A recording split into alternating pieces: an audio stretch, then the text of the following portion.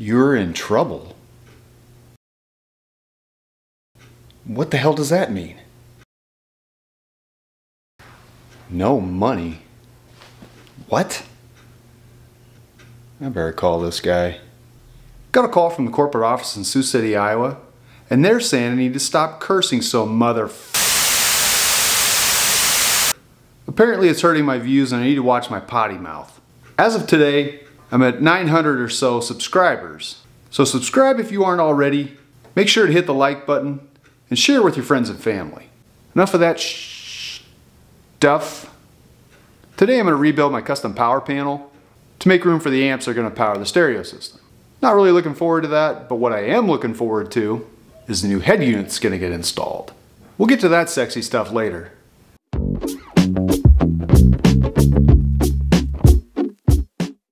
You may remember this power panel. Now if you don't know what the fluff I'm talking about, go back, watch the sub box build. What's wrong with you? The truck still has a stock fuse box, most of the stock relays. This little John right here is in addition to all that. This is a fuse block that gets fed off one of the breakers mounted to the battery and sends power out to several things. Number one is this relay right here. This relay gets triggered off the key-on switch from the truck and gives power to this red terminal strip over here. That gives me several locations where I can tie in key-on ignition sources. I've also got this black terminal strip which gives me a ground for anything that needs to be run off this power panel. This is a breaker for the electric fuel pump. This post right here gives me battery power for anything I want to be hot all the time. This strip allows me to terminate all the valves. These two units right here are remote control relays for the air system. These remotes allow me to lift and lower the truck and tilt the bed from maybe 20 feet away. Pretty sure they're putting a drain on the battery in the truck, and I never use these things, so I'm getting rid of them. That'll also allow me to make this whole power panel smaller. This is my switch panel.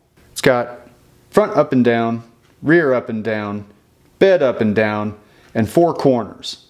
Built this bracket that bolts to the transmission tunnel on the truck and threw a cup holder in while I was at it. This is also getting completely redone. So after a few minutes of layout, here's what I came up with. Reusing a lot of the components that have already worked for a few years because there's no reason to replace them. These two Johns are for an upgrade I have coming in the future. For right now, ignore those. This piece of RAM board I have set up is a 12x9. Now I have to find a spot in the truck to fit this new power panel. Now the best location I can find is back behind the glove box. God bless it.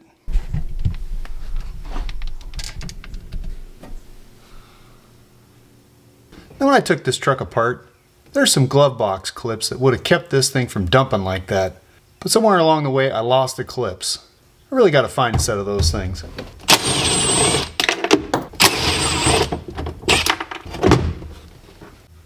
Oh, fudge. I just remember the blower motors back here. When I did the body drop and changed everything around, I couldn't put the heater back exactly how it was, so it's not actually hooked up to the heater core. I also didn't wire it up, so subsequently I have no heat. So I guess I need to decide between heat or the stereo and the air suspension. I'm comfortable with my choice. Now you get to see the space I have available for this new power panel. Got this little bracket right here that I used to hang the heater off of. Rather than make a rectangle board for that panel, I have to add a little tab up the top to catch this bracket. Down here, you can see a hole in the firewall that's supposed to have a grommet.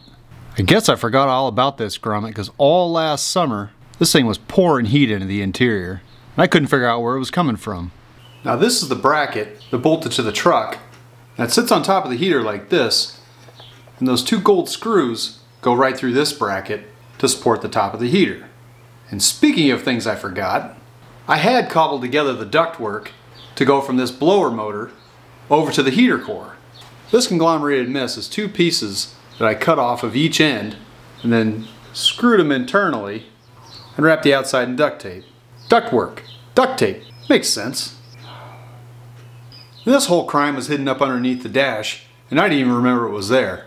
I did a little bit of ciphering. I'm going to use this old bracket to extend the plate I've already got. Just tape these two pieces of RAM board together to make my new master template.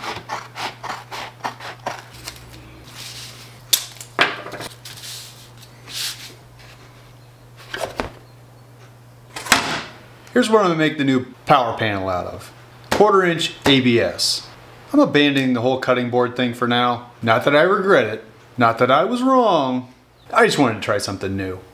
Now if you buy that whole story, I come in here, mark out the template, cut it out on the table saw. The table saw did a great job cutting this 1/4 inch ABS.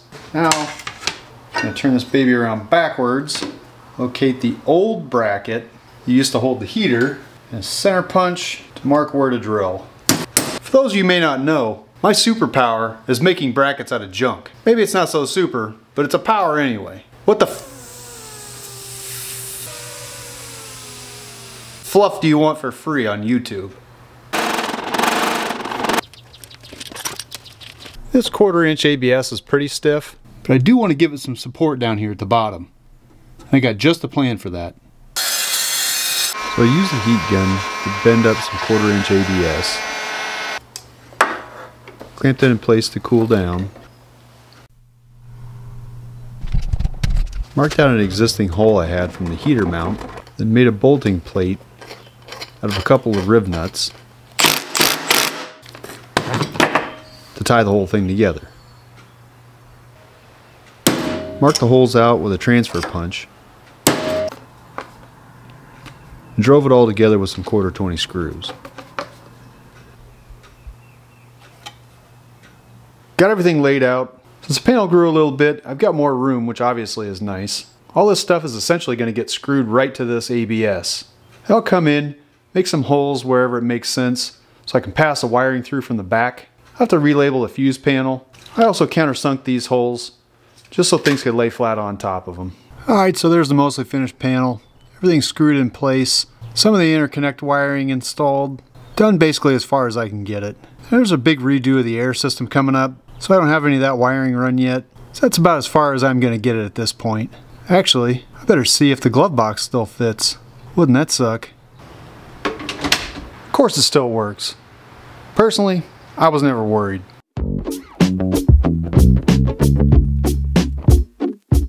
So now on to the sexy stuff. This is the head unit I'm going to run. It's a Boss BE9 ACP with backup camera. Boss? Really? I know. I can hear you groaning from your mom's father basement already. But before you start, this radio has two features that I really wanted, and it comes highly rated by some people whose opinions I trust. Namely Breaker's Car Audio. 1, it has a volume knob.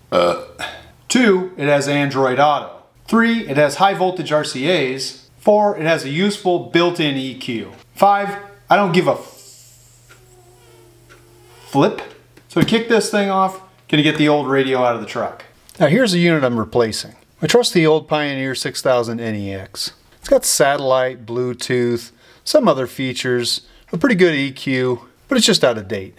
Bought this in about 2015. It was a pretty high-tech unit for the time. I'm just tired of it. Like I mentioned, that new unit's got Android Auto. Also a big old tablet display. We're gonna rip this old microwave out of there. Jesus. Oh, Jesus. I did have to modify this bezel by cutting out the centerpiece that went across here to fit this double din.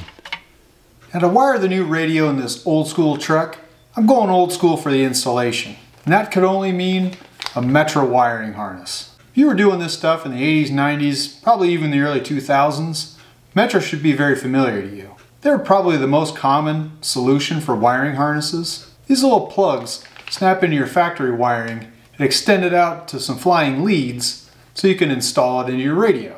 Coloring of the wires is pretty much standard between the audio manufacturers and companies like Metra, so they're usually really straightforward.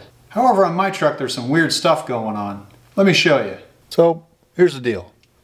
These are the plugs coming out of the truck. This is what the Metra harness plugs into. There are two harnesses, which isn't all that uncommon. So what do all these wires mean? You've got illumination. This will dim the head unit when the lights are on so it's not blinding you at night. Constant 12 volt for memory. And power for when the unit is actually on. Over here, got a blue. This is your remote. This will run a power antenna, any other features that come on when the car is turned on. This blue wire is what you're really going to want to use to tell your amps when to turn on and turn off. So those four are what we'll call the control circuit. All these other wires are speaker wires. I don't need any of these because my amps are going to get their signal from the RCAs off the back of the head unit. So I'm going to test all these wires and figure out if this thing's going to work the way I want it to. Got this little power probe grounded back here to the dash. So I'm going to go to power.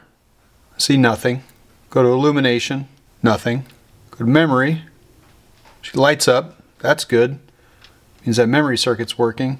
And remote. Nothing. That's what I would expect to see. Turn the key on. So now, got power for the head unit. That's good. Nothing for the remote. That's not good. Try flipping the lights on. Okay, the lights are on. So is the illumination. That's good. I should have that remote wire. This blue wire should have power. Let's take a look back here. Now this harness only has 2 wires going to it. Nothing going to the terminal where the remote wire is.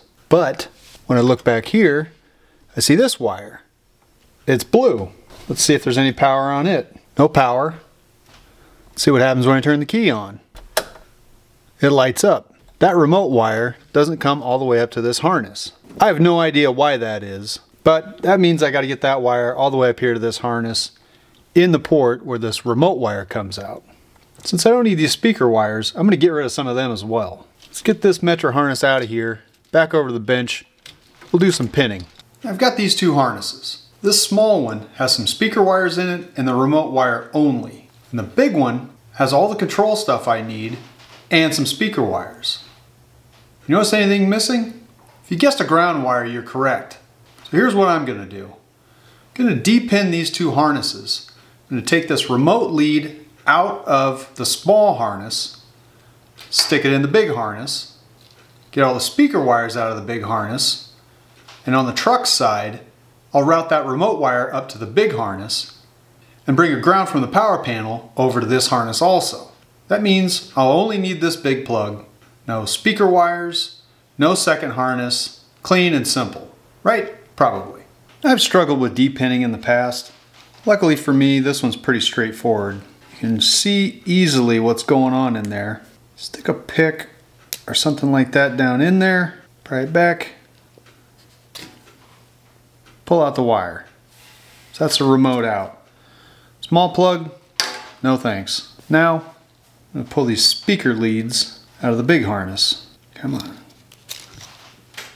Goodbye.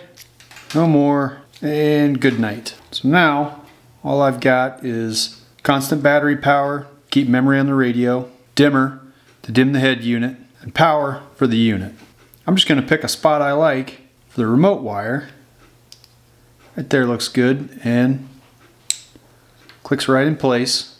And now since I want a ground coming out, actually come to think of it, I don't need this ground at all. I'll show you why in a minute. Get out of here. So there, simplified harness. So it uses all the factory functions with the exception of the remote wire, which I have to add. So now I gotta go back to the truck, de-pin the truck side of it, and extend that blue wire that I found up through the harness to the plug in the same location that I've got my remote wire.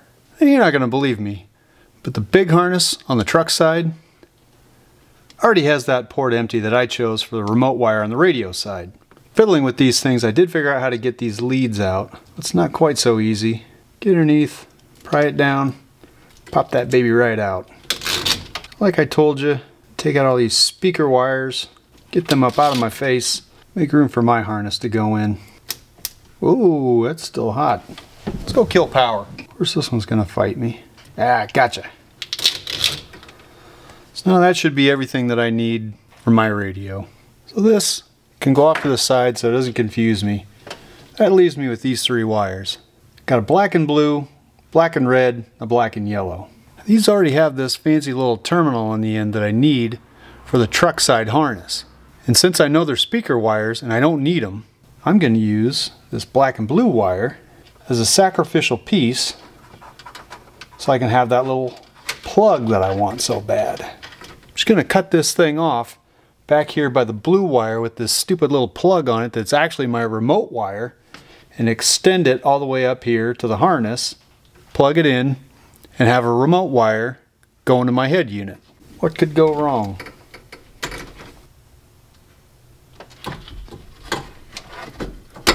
These other two wires, I'm just going to tuck into this little plastic sleeve, like so, and kind of forget about them. Get in there, you little son of a diddly. Yeah, nearly perfect crime. Strip this little guy back a bit, crimp that bad boy in place, and no, I didn't forget the heat shrink. So I got this lead open, little crack lighter action, and tuck all this mess back up into this godforsaken split loom. Plug in my new wire, make sure you get it the right way. Give it a little bit of tape, leave a buddy tag on the end. That way you can get this back off if you have to. Alright, so we're done. The radio's done, right? Oh, no. There's more to do. Here's a large side harness for the truck. Back there is the Metra harness. Time to connect those up. This is where it's going to get a little different. Let me show you something. Now that Metra harness is tied in to this turn block. I'm going to tie the harness from the radio directly to this turn block, and there's a reason for that. Got a whole lot of other stuff to add to this truck, and I wanted an easy spot to be able to get to tie anything in. So if I add another set of gauges, I can get to the dimmer wire, or the remote wire, or the constant 12-volt power wire. Now over here is the power panel. That's where the ground for the radio is going to come from. That remote wire on the term strip I just added is what's going to trigger the relay to turn on the 12-volt power terminal strip. So this little jammy, so it's going to go from the power panel to the term strip. Black wire is going to go over the term strip to provide ground. The blue wire is going to bring the remote signal from the truck over to the relay on the power panel. Alright, got the relay wired in and brought a ground over to the terminal block for the radio. I also ran a main ground from the ground term block to the chassis. Now, people are amazing. Check this out. Remember when I said I lost those glove box clips? I was on Facebook and Instagram begging for a set of these clips, hoping that somebody would even know what I was talking about.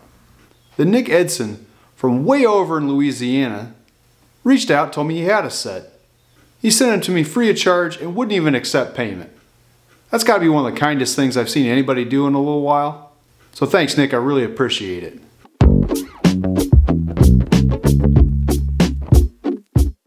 With all that mess out of the way, it's time to actually mount the radio. For that, going back to Metra for one of their installation kits. This kit is a 99-7000 and it fits many things. It goes all the way from the Mighty Max up to the Mac Daddy Chrysler Cordoba. With its fine Corinthian leather. Available even in fine Corinthian leather. Now, this kit is surprisingly complete and it comes with lots of parts. It even comes with installation instructions. Don't need those.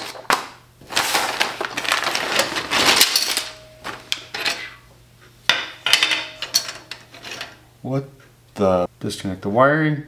Continue to kit assembly part. Got it. Equalizer housing. Snap the filler bar into the... and they go together like that. One thing I definitely have to do is cut out these tabs in here for mounting the 2-knobby radio. This is the Boss floating display.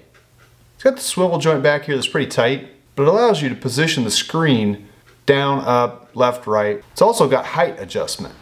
It ratchets up and down so you can get the head unit exactly where you want it.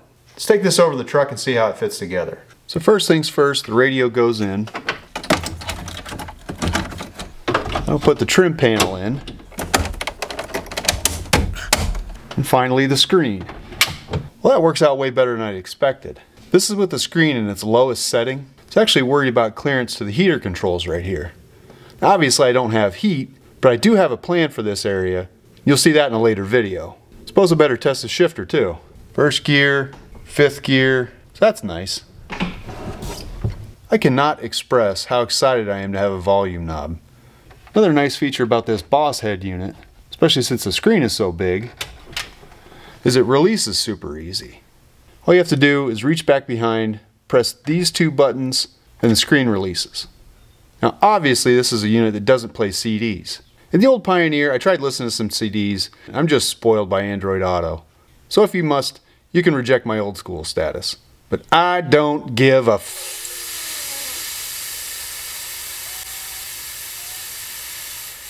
flip. Now try as I might, I haven't found anything I need to modify in this Metra kit. Could it be the good old Mother Metra has finally boogie-proofed a kit for this truck? We ain't out of the weeds yet. So the next step is to lock this mounting kit in place. To do that, take some of these little tabs and bend them up to press up against the mounting kit and hold the radio cage in place. But first, I'm going to put this thing right side up. Not today, Satan. Boy, that would have been embarrassing if I had put this upside down in front of literally tens of people. Now I sank low enough to actually read the instructions again. I can't read, bitch. And there's a couple screws I'm supposed to use. Boy, I wish I'd sent some long screws. Almost ready for install. More wiring. Just what everybody wanted to see. Well, boss finally let me down. The leads on the radio harness aren't marked quite as well as the Metra harness. So I had to break out the instructions to verify which wires are which. I've isolated out the speaker wires and some other stuff I don't need and capped the ends with some tape. I've also got the remote wires in this bundle. The amps are getting a signal to turn on and off based off the key position from the truck's wiring, so I don't think I need these. So here's the harness I came up with. I extended a bunch of the flying leads out so I can make these up to the turn block. This little John says SWC input. I think that's for a subwoofer control. Either way, I don't need it. Okay! I did label all these wires because there's no chance I'm going to remember all this stuff in 6 months. Hell, even next week.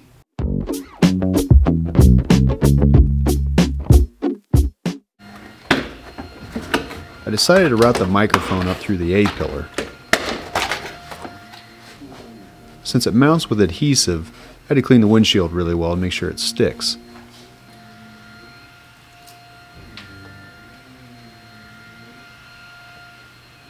Then all I had to do was reinstall the A-pillar trim. As much as I hate to admit it, I struggled with it for way too long before I realized I had the trim upside down.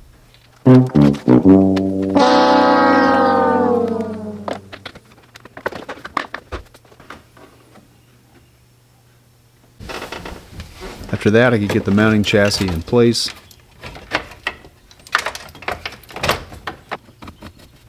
secure it with a couple of screws, connect up the wiring harness,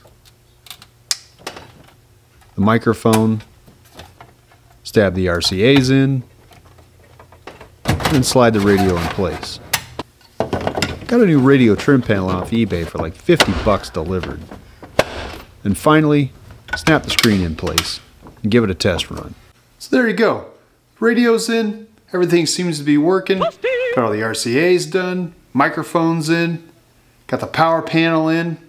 Biggest victory of all, so I made it through the entire video without cursing once. Cock shit, ass, fuck, dildo, motherfucker, cocksucker, dick licker. Watch out for the next video where I'm going to install the amps, wire them, tune them, and then we're finally going to get a test bump out of this whole system. Thanks for watching.